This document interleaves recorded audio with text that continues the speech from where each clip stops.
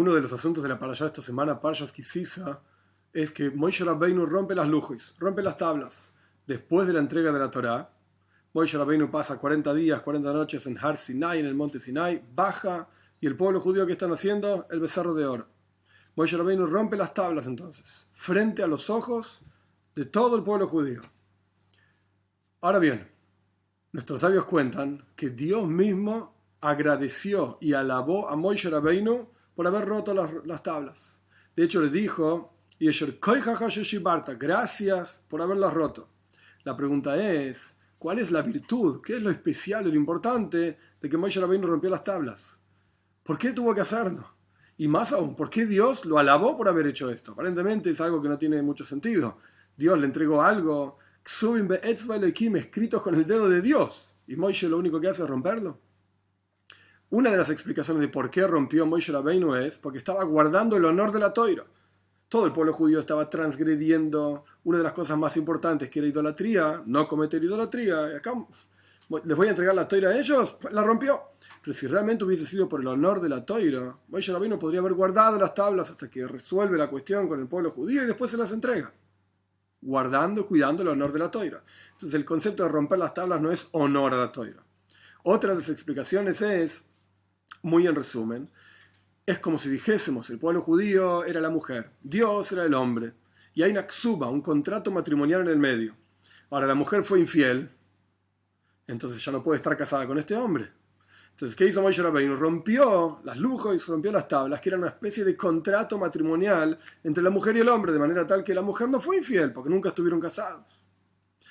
Pero incluso de acuerdo a este razonamiento de por qué Moshe rompió las tablas, tampoco tiene sentido de cuál es la alabanza de romper las tablas propiamente dichas por las tablas. Es decir, Moshe Rabbeinu rompió las tablas y esto tuvo un beneficio en la salvación del pueblo judío. Pero esto es importante, por romper las tablas propiamente dichas, Dios alaba a Moshe, gracias que las rompiste. Estuvo bien esto que hiciste, que las rompiste. Entonces tenemos que entender cuál es esta alabanza de que Moshe Rabbeinu rompió las tablas. Y una de las explicaciones es la siguiente. Nuestros sabios explican en el Midrash que con las primeras tablas lo único que Dios había entregado fue Torah Shebiksav, la Torah escrita. Con las segundas tablas Dios entregó no solamente la Torah escrita, sino también la Torah oral. Halojos, leyes, akodos, historias, alegorías, etc.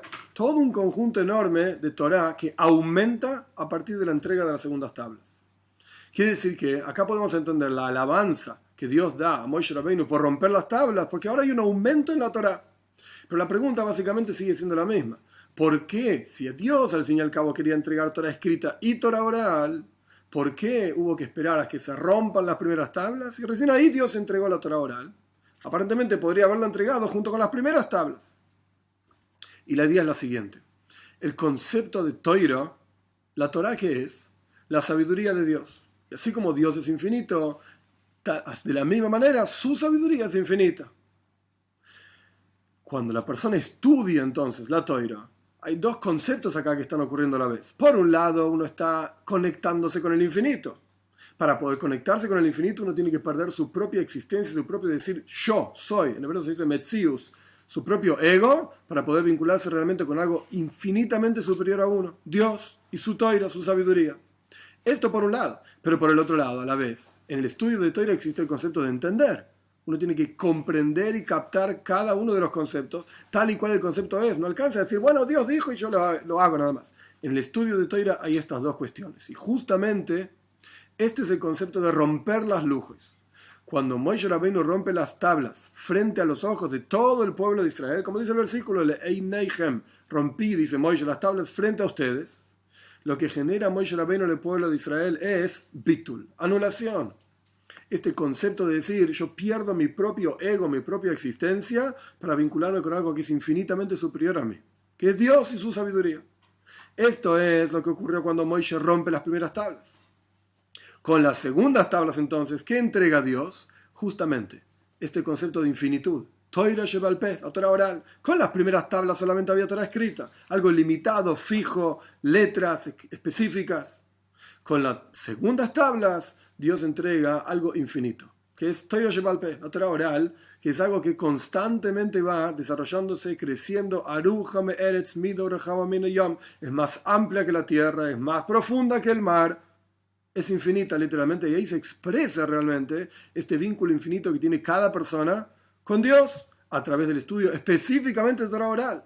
Ambas cosas hay que estudiar, Torah escrita y Torah oral, por supuesto, y son una sola cosa y un solo conjunto, pero en cada una se expresa una cuestión diferente. En la Torah escrita se expresa la finitud del intelecto humano, la finitud de cómo Dios crea un mundo finito con definiciones específicas, con una estructura específica. En la Torah oral se expresa la infinitud de Dios, como Dios trasciende todas las barreras de lo que podemos entender, lo que no podemos entender, y justamente este es el concepto de que justo con las segundas tablas es entregado este concepto, esta cuestión de infinito. ¿Por qué? Porque las primeras tablas generaron la preparación, el bitul, romper las primeras tablas generó la preparación y la anulación de la persona para poder vincularse con el infinito verdadero de Dios.